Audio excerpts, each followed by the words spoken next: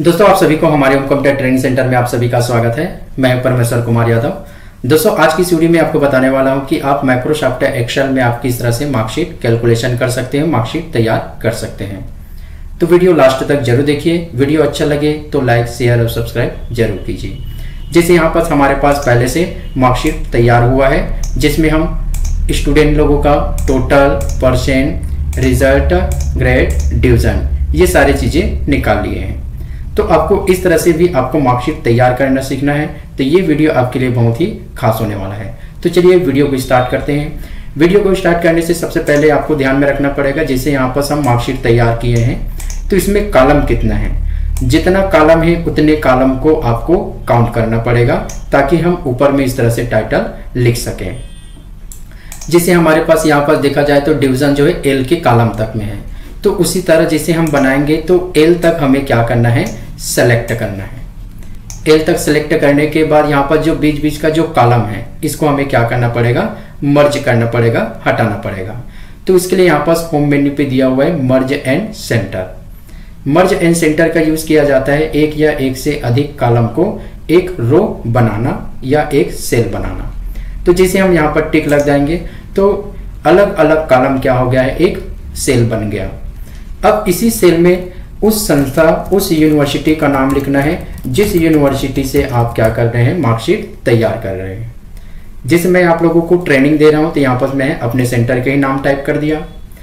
अब उसके बाद सेंटर का नाम टाइप कर दिया। टाइप करने के बाद अब क्या करेंगे, अल्टर और इंटर। याद रखना माइक्रोसॉफ्ट एक्सेल में एक ही सेल में आपको अलग अलग लाइन बना के लिखना है, तो आपको कीबोर्ड से अल्टर और इंटर बटन प्रेस करना है। तो ये अल्टर और इंटर बटन प्रेस किए।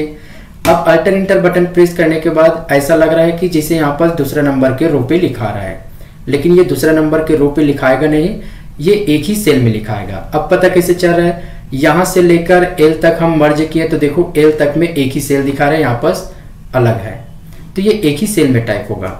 अब यहाँ पर हम लिख दिए मार्कशीट, और जो भी सत्र से आप तैयार कर रहे हैं उस सत्र को आपको लिखना है। फिर से इसी सेल में हमें लिखना है, तो फिर से आपको अल्टर और इंटर बटन प्रेस करना है और यहाँ पर उस यूनिवर्सिटी, उस संस्था का यहाँ पर क्या करना है, एड्रेस।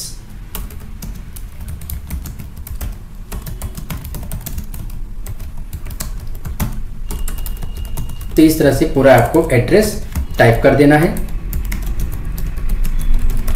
जी, और यहाँ पर स्टेट सेलेक्ट कर दिए।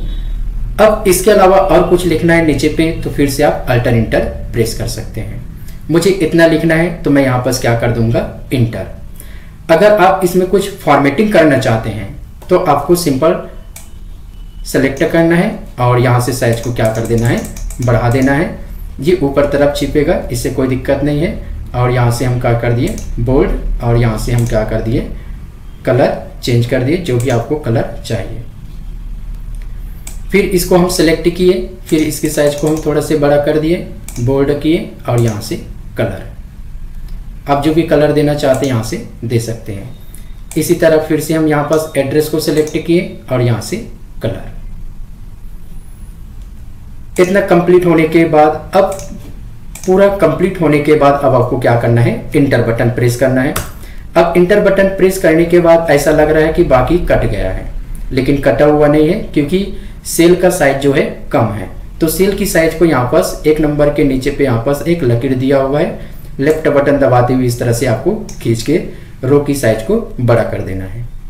जब तक बड़ा करना है जब तक वो पूर्ण रूप से शो नहीं हो रहा है तब तक। अब मान लीजिए इंटर करने के बाद आपको कलर या बड़ा करना है तो इस पर आपको डबल क्लिक करना पड़ेगा। अगर डबल क्लिक नहीं करेंगे तो वो कट सकता है या सभी बड़ा हो जाएगा। जब कंप्लीट हो जाएगा तब इंटर। अब जैसे यहाँ पर कंपनी का लोगो लाना है तो फिर हम इंसर्ट पे गए और यहाँ पर सेव, और यहाँ पर एक आयताकार बॉक्स बना दिए। आयताकार बॉक्स बनने के बाद यहाँ पर सेव फिल दिया हुआ है जो फॉर्मेट मेन्यू के अंतर्गत आता है, सेव फिल, और यहाँ से पिक्चर, और यहाँ पर जो भी उस कंपनी का जो लोगो है उसको आप इंसर्ट करा सकते हैं। अब चारों तरफ में इस तरह से लाइनिंग दिया हुआ है, इस चारों तरफ के लाइनिंग को आपको हटाना है तो यहाँ पर सेव आउटलाइन दिया हुआ है। अगर ये नाम नहीं दिखेगा तो इस चित्र को आप देख लेना, पेंसिल जैसे दिया हुआ है, इस पे टिक लगा करके क्या कर देना, नो आउटलाइन कर देना, जिससे इसका आउटलाइन हट जाएगा। बाद में इसको लंबाई चौड़ाई आप बढ़ा सकते हैं। इतना कंप्लीट हो गया। इतना कंप्लीट होने के बाद आप कीबोर्ड से क्या करना है, कंट्रोल एस करते जाना है, जिससे आपका डाटा सेव होता रहे। अब यहाँ पर हम देखते हैं कि टाइटल हमारा क्या क्या है, जैसे serial number, name, Hindi, English, chemistry, जो भी आपको सब्जेक्ट तैयार करना है उस सब्जेक्ट को वहाँ पर आपको लिखना है। तो जैसे मैं पुनः शीट 2 पे आ गया और यहाँ पर मैं लिख दिया सीरियल नंबर, और एक कॉलम से दूसरे कॉलम पे जाना है तो माउस से आप टिक लगा सकते हैं, या कीबोर्ड से एरो बटन का यूज कर सकते हैं राइट वाले, या कीबोर्ड से टैब बटन का यूज कर सकते हैं। उसके बाद यहाँ पर हम नेम टाइप कर दिए। उसके बाद यहाँ पर उन सभी सब्जेक्ट को लिखना है जो भी सब्जेक्ट आपको तैयार करना है।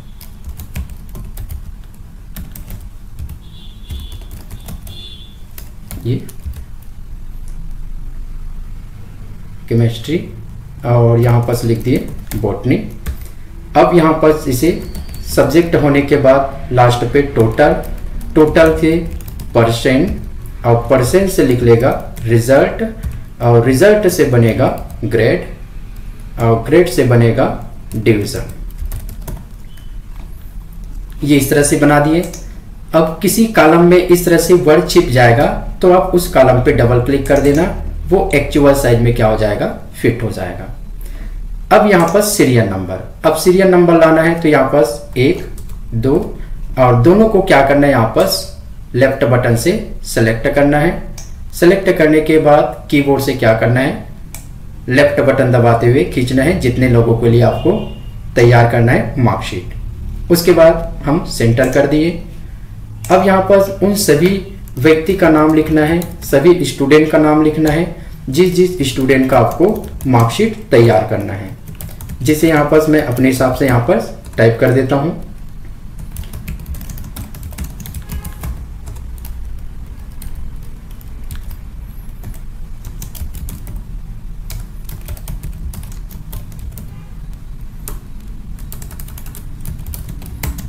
ये इस तरह से आपको बारी बारी से आपको नाम टाइप करना है।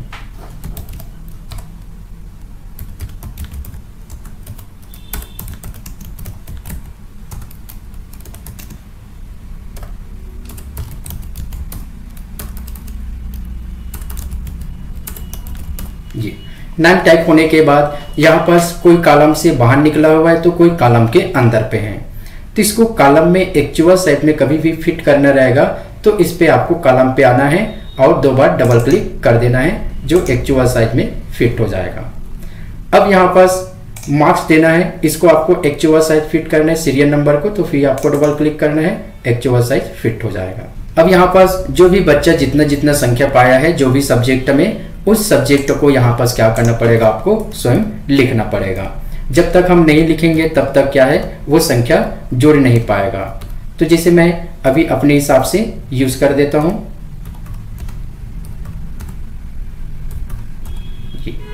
तो आपको संख्या टाइप करते जाना है बारी बारी से, जितना जितना सब्जेक्ट में वो संख्या पाया है एग्जाम में।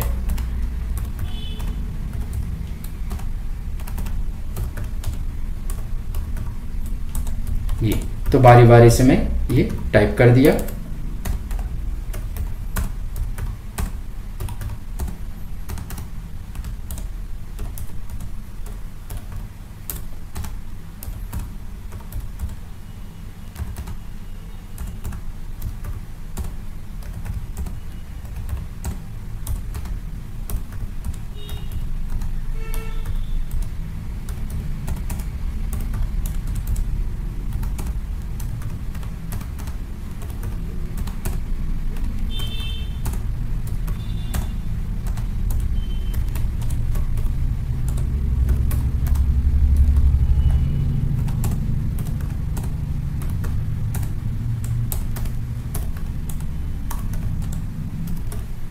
ये सभी स्टूडेंट का यहाँ पर संख्या टाइप हो गया है, जो भी सब्जेक्ट में जितना जितना मार्क्स पाया है।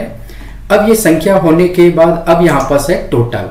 तो टोटल के लिए एक एक करके हमें संख्या को जोड़ना नहीं है, याद रखना, एक्सेल में आपका बहुत सारा फार्मूला होता है जिसका एक बार फार्मूला उपयोग करने के बाद हम सभी बच्चे को निकाल सकते हैं।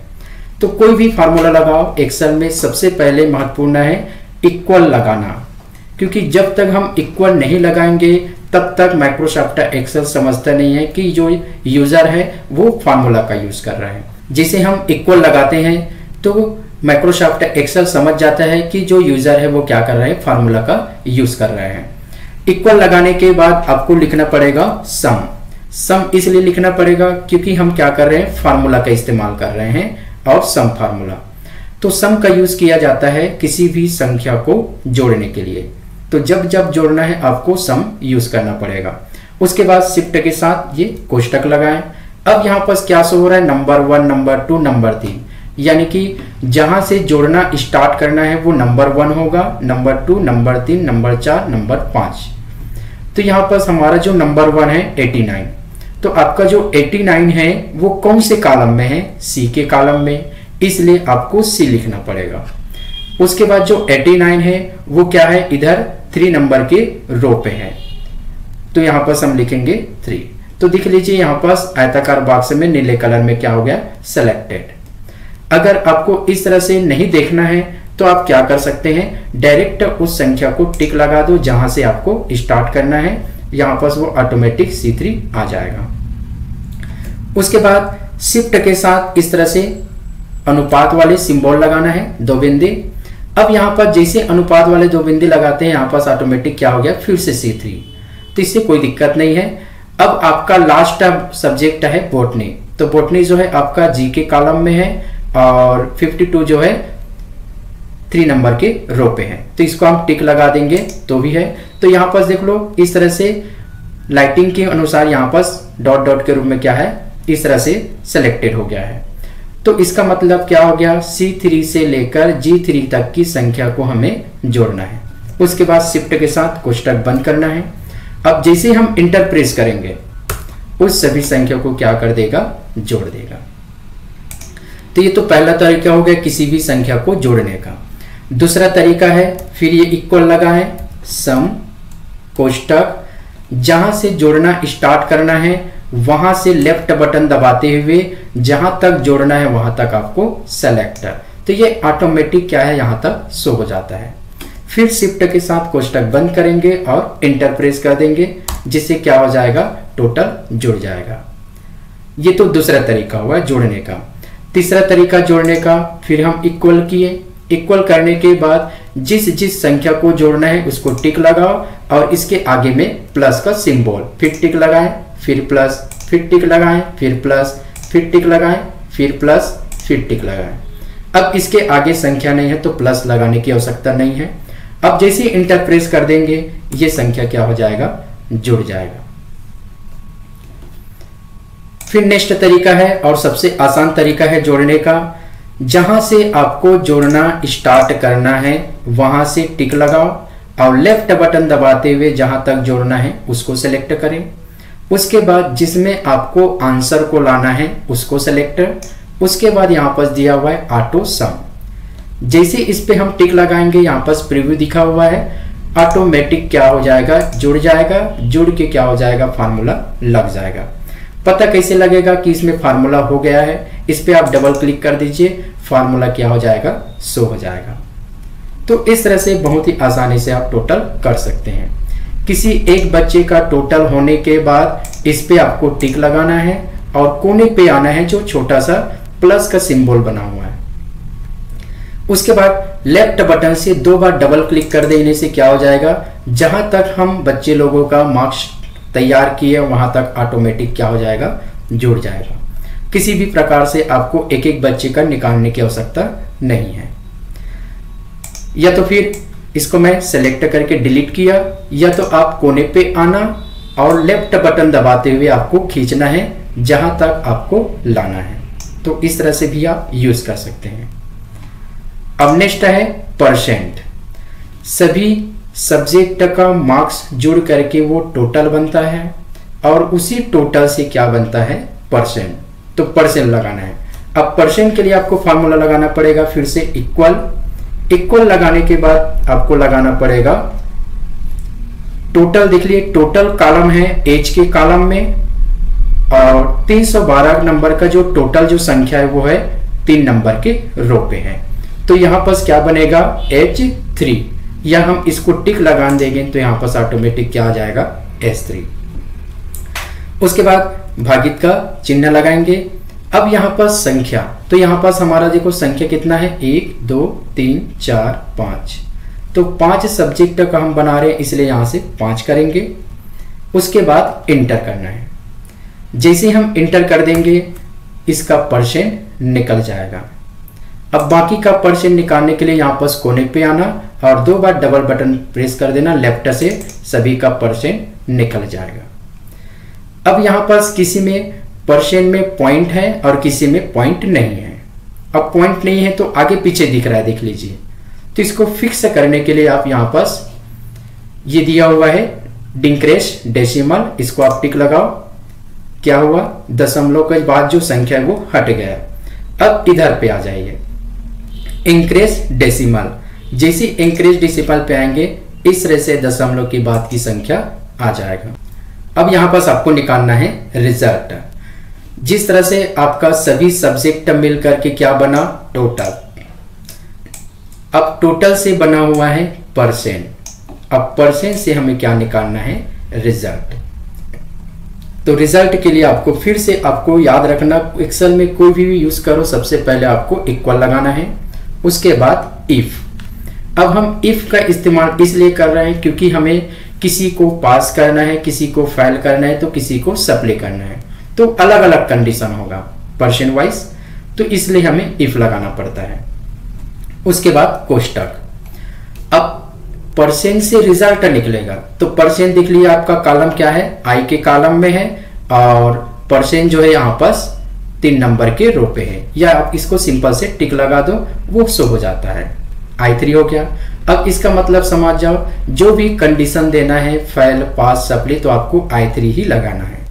उसके बाद शिफ्ट के साथ इस तरह से हम ग्रेटर देन यूज कर दिए, उसके बाद यहाँ से इक्वल, उसके बाद बस संख्या देना है, उसके बाद कॉमा लगाना है छोटा सा नीचे वाला, फिर शिफ्ट के साथ डबल इन्वर्टेड कॉमा लगाना है एक साथ, अलग अलग लगाना नहीं है, शिफ्ट के साथ डबल इन्वर्टेड कॉमा एक साथ। उसके बाद यहाँ पर हम लिख दिए पास, फिर शिफ्ट के साथ डबल इन्वर्टेड कॉमा लगा दिए, फिर कॉमा से समाप्त।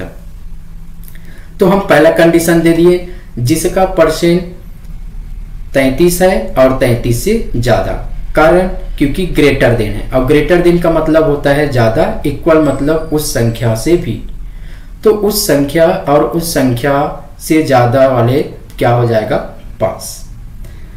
अब दूसरा कंडीशन देना है तो फिर से आपको इफ लगाना है, फिर आपको कोष्टक लगाना है चालू वाले, फिर आपको ग्रेट I3 लगाना है क्योंकि परसेंट वाइज है, ग्रेटर देन इक्वल।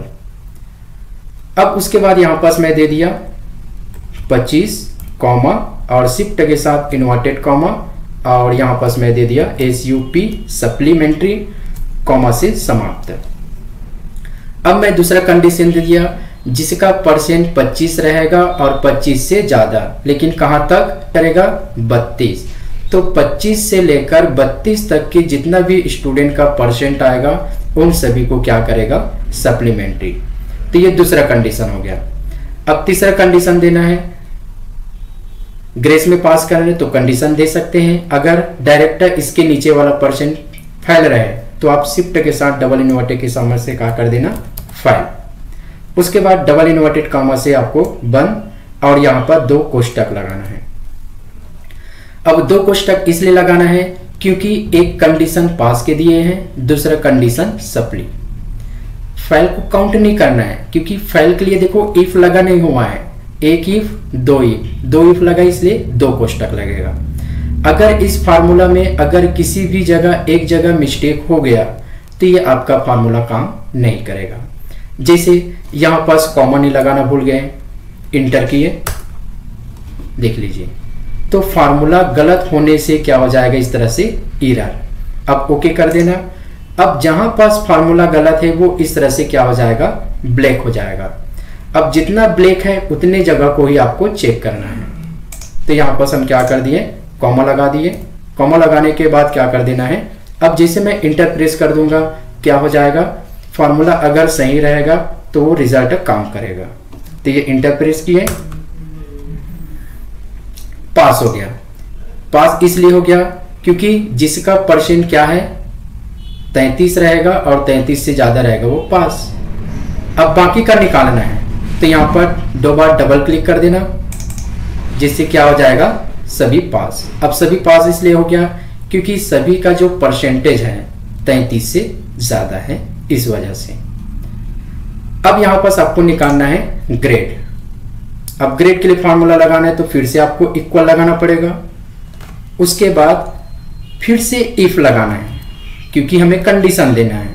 फिर यहां से हम क्या कर दिए, कोष्टक, और कोष्टक के बाद परसेंट से ग्रेड निकलेगा। तो आपका परसेंट कौन से कॉलम में है, आई के कॉलम में है, और 62 जो है 3 नंबर के रो में है, इसलिए I3।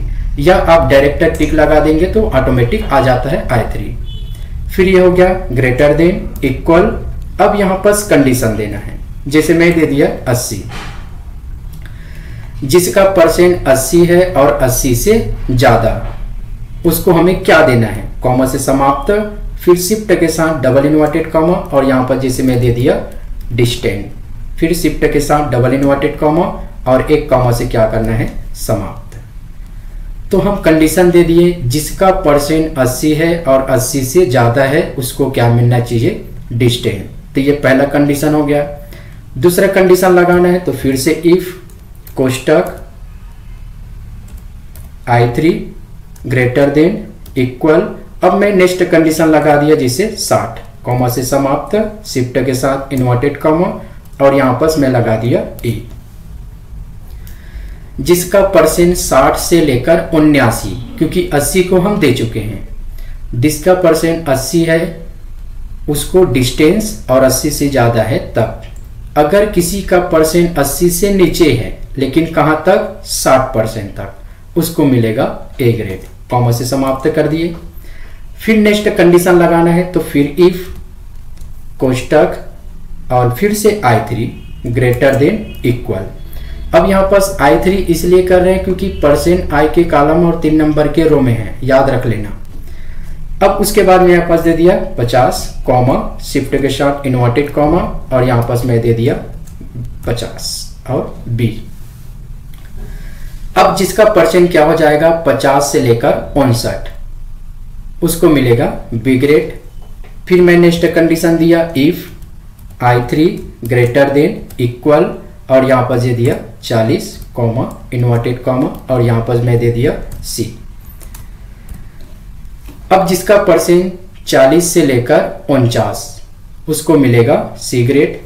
फिर इफ लगाया, कोष्टक I3 ग्रेटर देन, इक्वल, यहां पर लगा दिया 33, कॉमा, शिफ्ट के साथ इन्वर्टेड कॉमा, पास, कॉमा से समाप्त। अब यहां पर जिसका परसेंट 33 से लेकर 39 तक, उसको मिलेगा पास।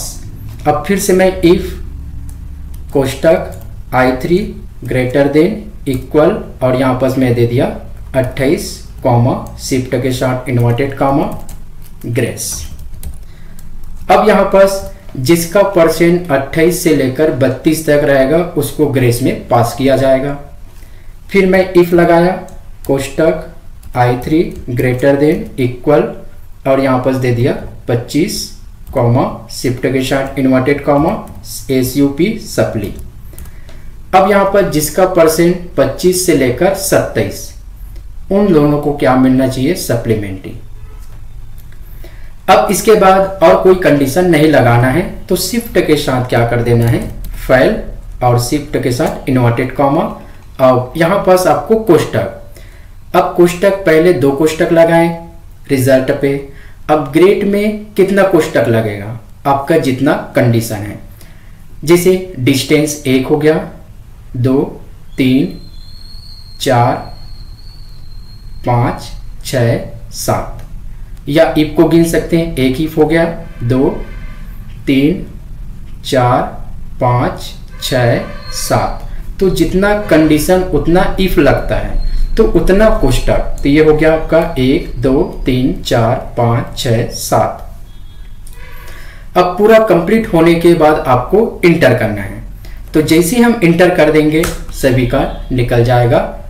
अब यहाँ पर टिक लगा के लेफ्ट बटन से 2 बार डबल क्लिक कर देंगे, सभी का निकल जाएगा। अगर इन सभी फार्मूला में से कोई एक जगह अगर मिस्टेक होगा तो फार्मूला काम नहीं करेगा। इन सभी फार्मूला को मैं क्या कर दूंगा, डिस्क्रिप्शन में दे दूंगा, आप देख सकते हैं। इंटर प्रेस किए। अब उसके बाद अब डिवीजन के लिए आपको फार्मूला लगाना है, तो डिवीजन के लिए फिर से लिखने की आवश्यकता नहीं है। जो ग्रेड में लिखे हैं उसी फार्मूला को आपको क्या कर देना है, सिलेक्ट करके कॉपी। उसके बाद इंटर प्रेस। इंटर करने के बाद डिवीजन के नीचे पे आपको टिक लगाना है जहां से फार्मूला स्टार्ट करना है। उसके बाद पेस्ट करना है। अब इसी पे एडिटिंग का काम करना है, तो इस पे डबल क्लिक करना है। जहां पास ए है उसको आपको काटना है और लिखना है फर्स्ट डिवीजन। बी को आपको काटना है, लिखना है सेकंड डिवीजन। और सी को काटना है और लिखना है थर्ड डिवीजन। बाकी सेम रहेगा, कुछ करने की आवश्यकता नहीं है। इंटर। अब फिर यहां पर डबल क्लिक कर दीजिए, सभी का निकल जाएगा। हर कॉलम में डबल टैप करने से क्या हो जाएगा, वो एक्चुअल साइज में क्या हो जाता है, फिट हो जाता है जी। तो सभी का हमारा फार्मूला लग गया। अब इसमें थोड़े से फॉर्मेटिंग करते हैं। तो जैसे यहाँ पास हमारा जो टाइटल है, टाइटल को सिलेक्ट किए, बोल्ड कर दिए और यहाँ से हम क्या कर दिए, कलर। अब दोनों जो लिखे हैं वो भी ब्लैक है और यहाँ पर जो उसके पीछे में जो शेडिंग कलर लगा है वो भी ब्लैक है। तो जो फॉन्ट का जो लैंग्वेज है उसको व्हाइट कर देते हैं और यहाँ से सेंटर। रो की साइज को आप अपने हिसाब से बढ़ा सकते हैं और ये सेल के बीचों बीच। अब सभी को आपको सेलेक्ट कर देते हैं और इसमें क्या कर देते हैं, बॉर्डर। तो यहाँ पर हम इस पे गए और यहाँ से ऑल बॉर्डर कर दिए। सभी का रो की साइज को बढ़ाना है तो सबको आप सेलेक्ट कर दीजिए। सेलेक्ट करने के बाद यहाँ पर फॉर्मेट और रो हाइट। तो अभी रो की हाइट जो है 15 है, आप इसको 20 कर सकते हैं, 18 कर सकते हैं, 25 कर सकते हैं। आप अपनी सुविधा के अनुसार कर सकते हैं। और इसको हम सेल के बीचों बीच और यहाँ पर सभी सब्जेक्ट को संख्या को सेलेक्ट और यहाँ से मैं कर देता हूँ सेंटर।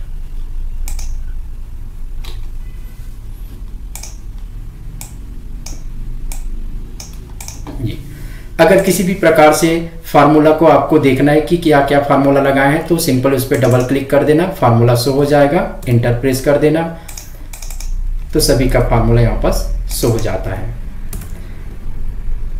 और सभी का फार्मूला एक साथ देखना है, टोटल, परसेंट, रिजल्ट, ग्रेड का। तो यहाँ पास ऑप्शन रहता है, ये हम गए फार्मूला मेन्यू पे जाने के बाद यहाँ पास है शो फार्मूला करते ही क्या हो जाएगा, इस सीट में क्या क्या फार्मूला लगा है वो पूरा क्या हो जाएगा, इस तरह से शो हो जाएगा। दोबारा इस पे टिक लगाने से फार्मूला हट जाएगा। तो दोस्तों वीडियो अच्छा लगा हो तो लाइक, शेयर और सब्सक्राइब जरूर कीजिए।